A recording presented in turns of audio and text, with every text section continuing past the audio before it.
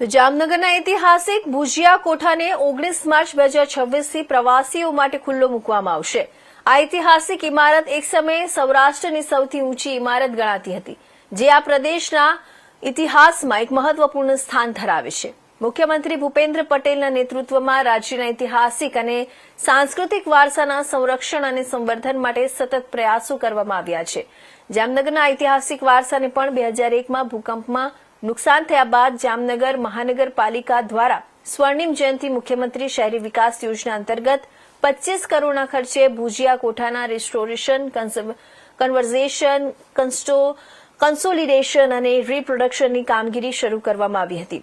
ભુજિયા કોઠાના વારસાને તેના ઐતિહાસિક ગૌરવ અને સાથે પ્રસ્થાપિત કરવા માટે ભારતીય પુરાતત્વ સર્વેક્ષણ ASIએ સાથે સંકલનમાં આ કામગીરી પૂર્ણ કરવામાં આવી હતી અને તેના ફેઝ 1નું લોકાર્પણ 20 સપ્ટેમ્બર 2025ના રોજ વડાપ્રધાન નરેન્દ્ર મોદીના હસ્તે કરવામાં આવ્યું હતું।